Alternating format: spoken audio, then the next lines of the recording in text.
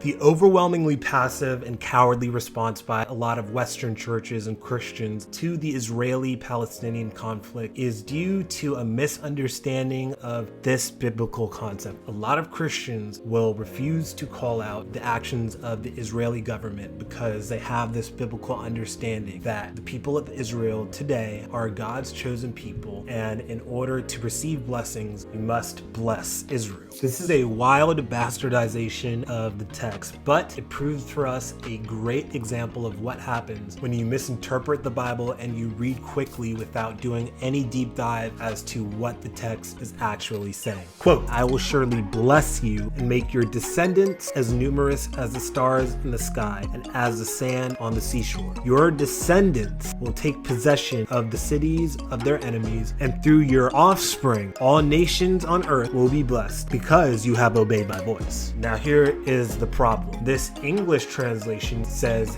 descendants and offspring, but the Hebrew word is zerah, and zerah means seed. It's a collective singular. So it can mean a group of his progeny, Abraham's seed, plural, or it can mean a very specific singular seed. Take a look closely at that verse. "I will greatly multiply your seed as the stars of the heavens and as the sand." That is the physical seed that God is referring to Abraham. Now listen. "And in your seed, all the nations of the earth shall be blessed, because you have obeyed my voice." This is a little bit more ambiguous. It could mean collectively all of Abraham's descendants will bless the earth, which they have in many ways, or it can be referring to a very specific seed that blesses the entire earth. Look at how the New Testament interprets this verse right here. Now, just for a bit of clarity, this is Peter the Jew talking about the same promise that the Lord gave to Abraham, and he's speaking specifically to believers in Christ pretty much right after Jesus ascended back into heaven, as his disciples saw. Quote, "It is you who are the sons of the prophets and of the covenant, which God ordained with your fathers, saying to Abraham, and in your seed all the families of the earth shall be blessed. God raised his servant for you first and sent him to bless you by turning every one of you from your wicked ways." Just in case we didn't catch that, what Peter the Jew is saying is that it is not the nation, the Jewish people, that is doing the blessing to the whole entire world. It is the singular seed, the Messiah. It is him who is the seed that was promised all those many years ago. It's not the collective people of Israel who God was specifically speaking of as the Zerah. If the Zerah, or the seed that was blessing the nations, was the Jewish people and the Jewish nation, then Peter would have said it was you who would be doing the blessing. But no, what Peter is saying is that he raised his servant to do the blessing for you guys all. Now, yes, the Jewish people and the people of Israel specifically at one point of time in history were called by God to have a very specific role in the world. They were supposed to show and expound God's love and God's characters to the world and change the world through their example. Now, if we look in Exodus, God specifically made it clear that this covenant was conditional, that they honored it and they honored him. What did the Jewish people do? They refused to do that, specifically and finally when they rejected Jesus Christ, the Jewish Messiah. The Jewish people had been warned time and time again by different prophets that they were overstepping, going and disrespecting and defiling that covenant. So what does John the Jew say in Revelation? He says that it is now those who have accepted Christ. They have now taken the occupation that the physical Jewish people of the time were holding for all of these years, but they rejected.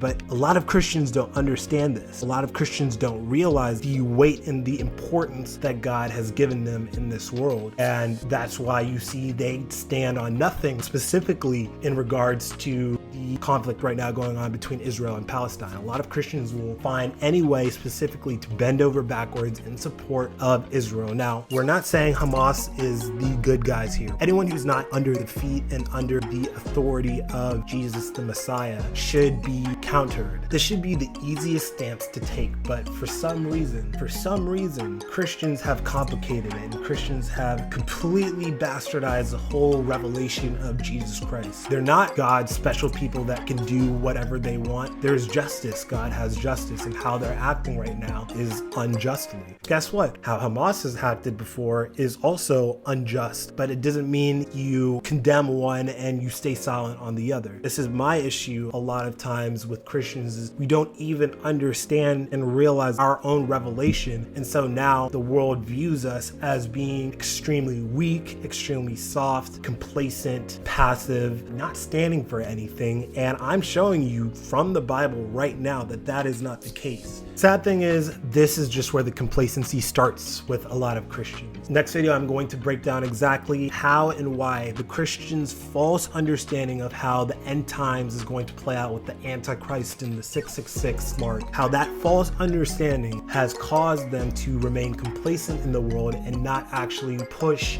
any boundaries and not actually change culture and the world around it. If you guys find this video interesting at all, please subscribe. I'm going to be continuing to delve down into these topics and breaking them down from a truthful and philosophical understanding and point of view.